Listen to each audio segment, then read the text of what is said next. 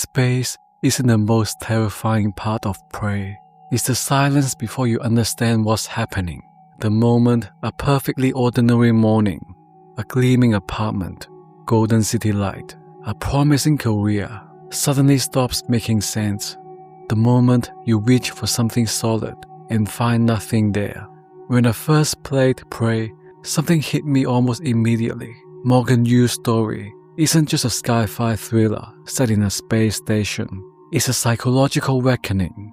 A story about a man who has been stripped of everything he believed about himself, his past, his choices, his very identity, and forced to answer one of the most confronting questions a human being can face. Who are you when there's nothing left to hide behind? This isn't a story about a soldier. It's about a scientist, brilliant, driven, and morally complex, who wakes up on a space station in crisis, surrounded by alien predators he has never been trained to fight, carrying the weight of decisions he can no longer remember making, and forced to survive while his own sense of self comes apart at the seams. And that's what makes Prey feel uncomfortably close to real life, because we all have our own version of Talos I, environments we didn't fully choose, identities shaped by people and circumstances we can barely remember, mental loops we run on autopilot without ever questioning where they came from, moments of crisis that strip away the comfortable story we've been telling ourselves about who we are and demand something more honest. Morgan Yu is the Vice President and Director of Research at TranStar Industries, one of the most gifted scientists aboard the orbiting station Talos I, built to study the Typhon, a species of hostile alien entities with abilities that defy human understanding. And Morgan was at its center, willingly. And then the Typhon broke free, and everything Morgan thought he knew about the station, about TranStar, about himself begins to unravel. Prey is, on its surface, a survival thriller, but beneath the horror, it is one of the most profound explorations of identity, empathy, and moral courage ever created in the medium of video games. Morgan Yu is not a hero built for this.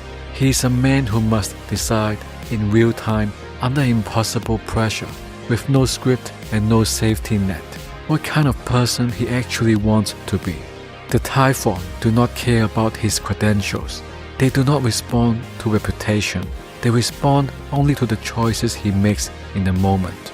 And that is what makes Morgan Yu's story so profoundly relevant to yours. So in this video, we are breaking down Morgan Yu's rules for life, psychological and philosophical lessons drawn from one of gaming's most underrated masterpieces, about what it truly means to know yourself, trust yourself, and choose who you want to become.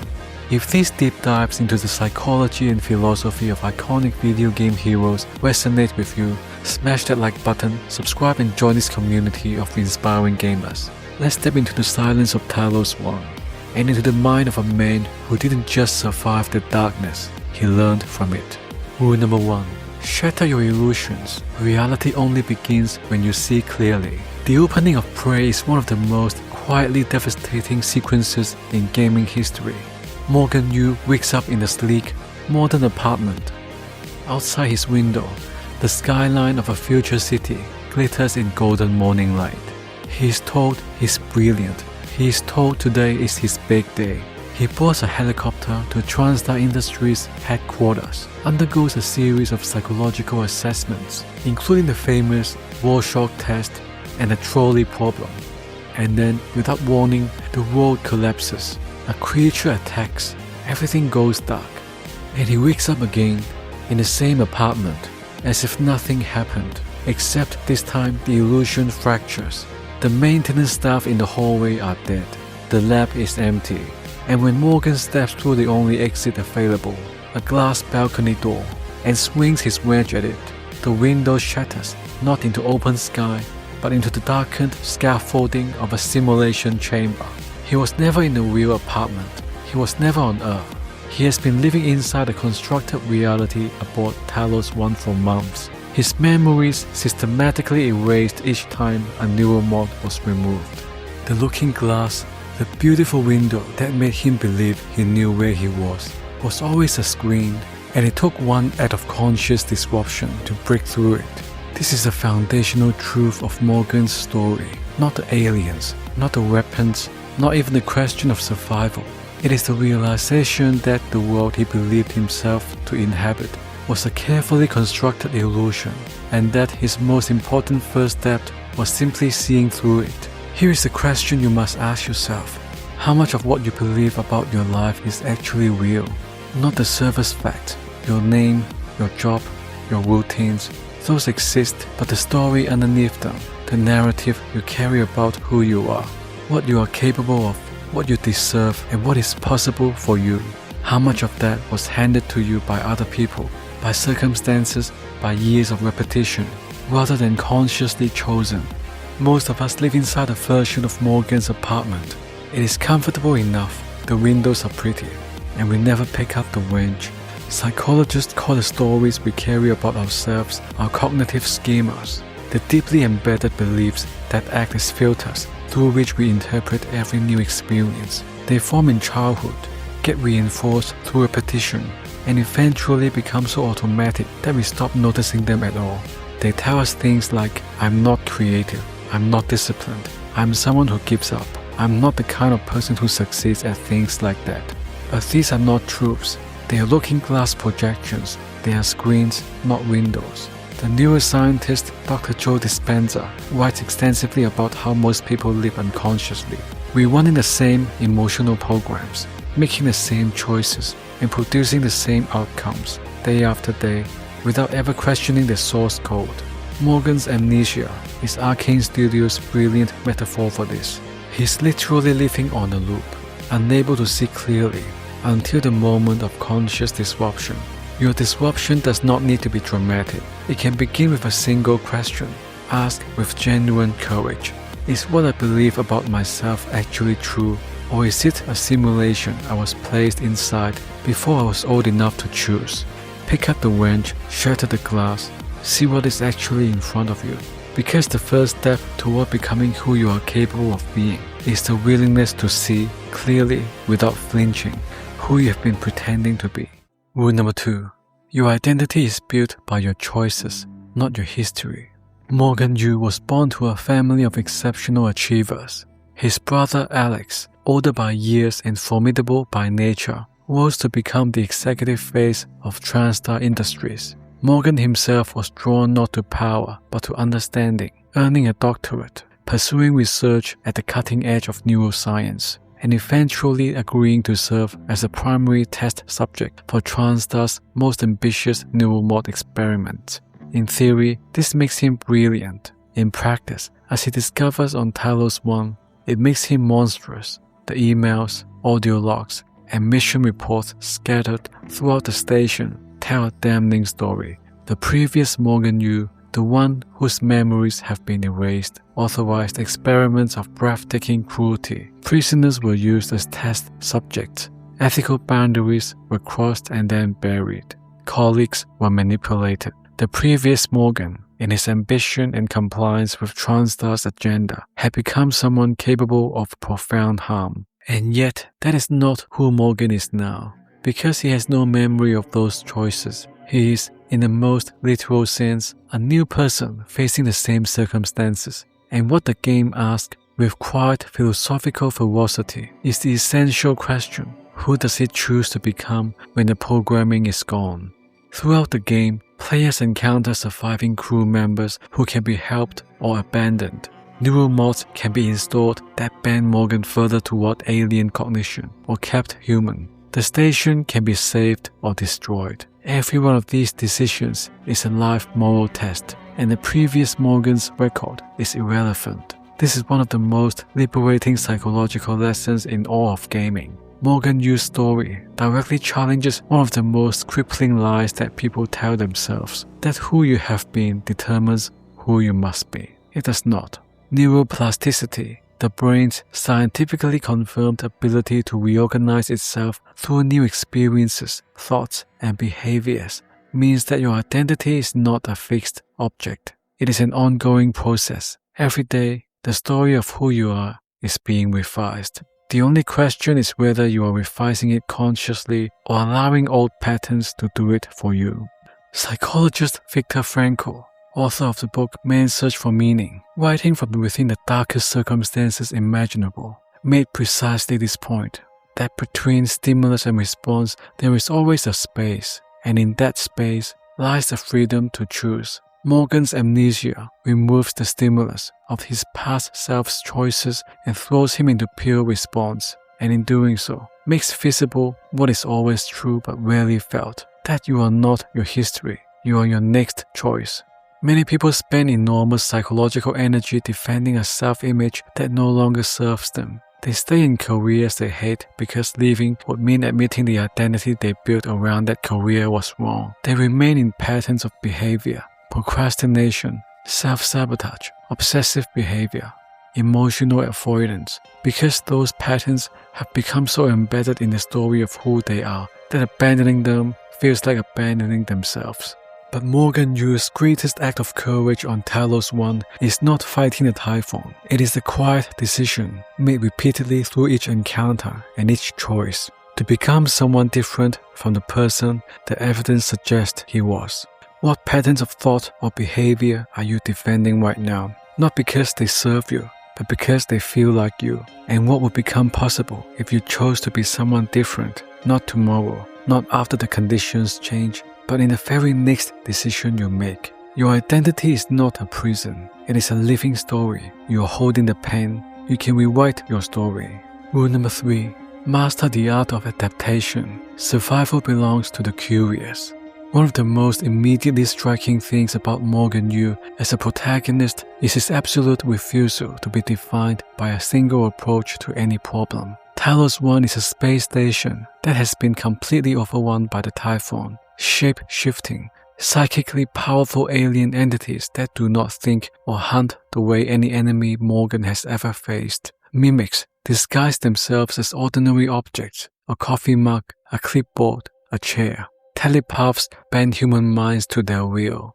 The Nightmare, a vast, relentless construct of alien psychic energy, stalks Morgan through the station with singular, patient purpose. No single weapon or strategy works consistently. The terrain changes. Resources are scarce. The rules of engagement shift with every new area. And yet, Morgan does not crumble under the unpredictability. He adapts. The Neuromods system at the heart of Prey's gameplay is, in narrative terms, Morgan's greatest asset. It allows him to develop human skills, hacking, engineering, medical expertise, stealth, and to choose whether or not to integrate alien abilities, absorbing the Typhon's own powers and repurposing them in service of his own survival. He can kinetically lift obstacles, mimic the shape of objects to slip through impossible spaces, project psychic blast, or redirect the minds of enemies to turn them against each other. The psychoscope he carries allows him to study the Typhon, learn from them,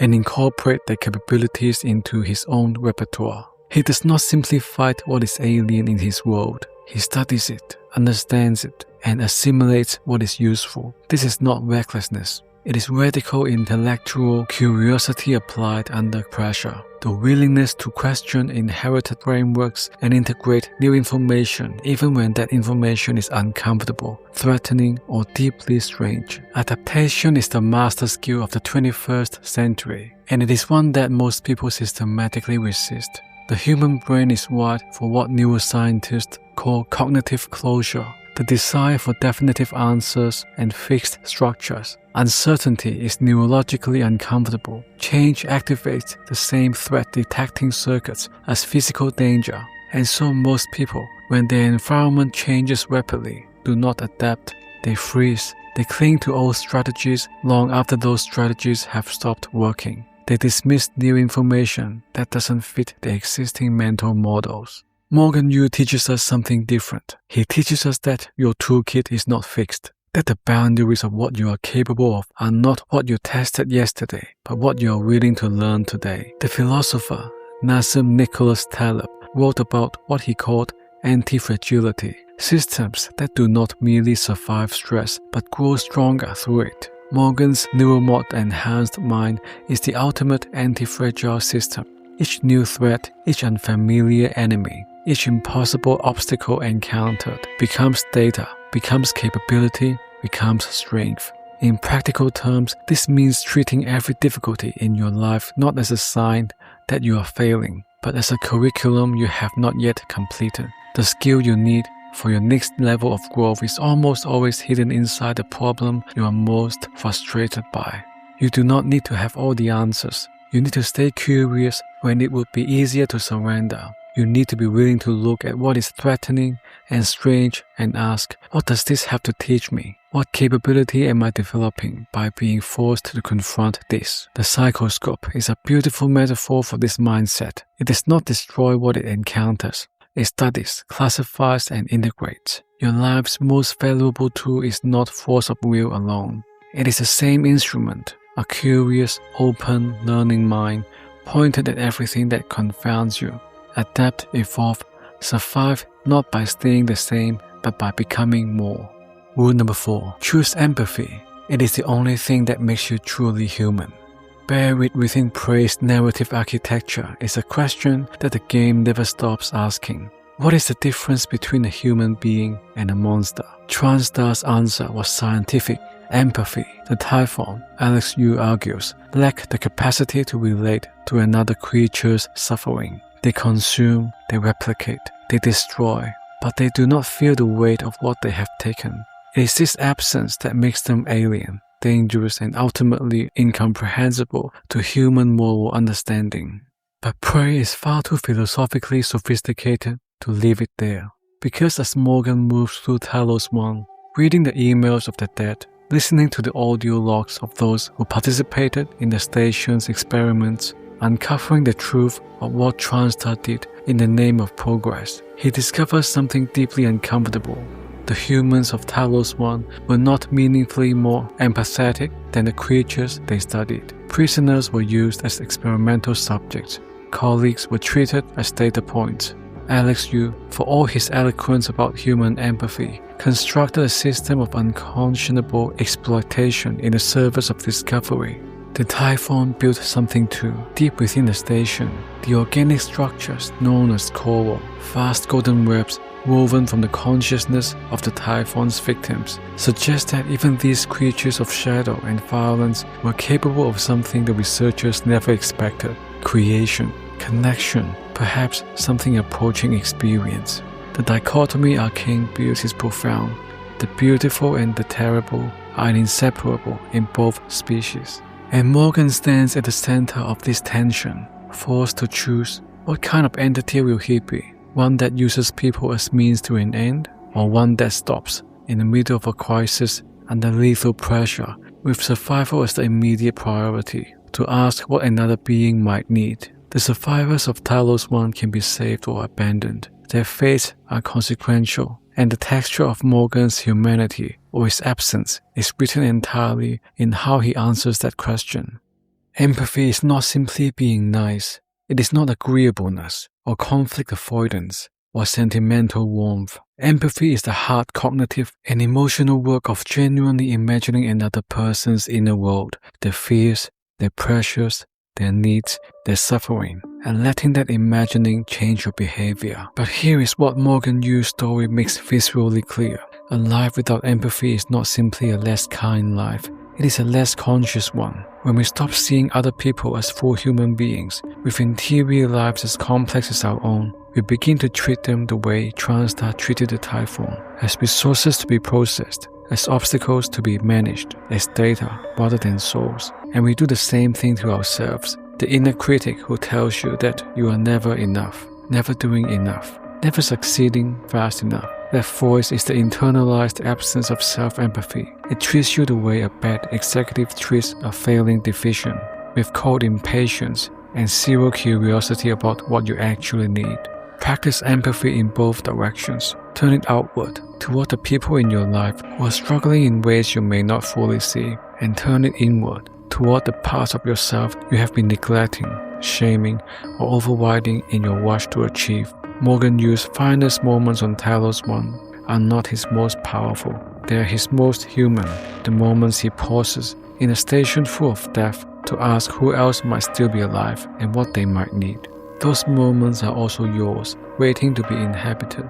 Morgan Yu is not a perfect character. He is not a soldier or a superhero. He is a scientist who woke up with no past and a station full of monsters and chose imperfectly, incrementally, one decision at a time to be something more than the programming he had been given. That is enough. That is actually everything. His rules for life: shatter your illusions, see yourself and your life with honest, clear eyes, and break through the looking glass projections that have kept you small.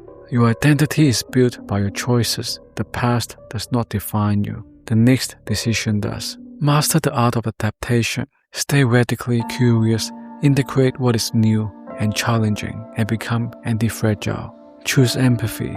It is a quality that separates a full human life from mere survival. Talos I was a graveyard, and inside that graveyard, one man chose to keep making the decisions that make someone worth following. You are already in your version of Talos I. You already carry more capability, more adaptability, more latent strength than you have yet chosen to use. The only question is what you choose to do next. See you in the next video.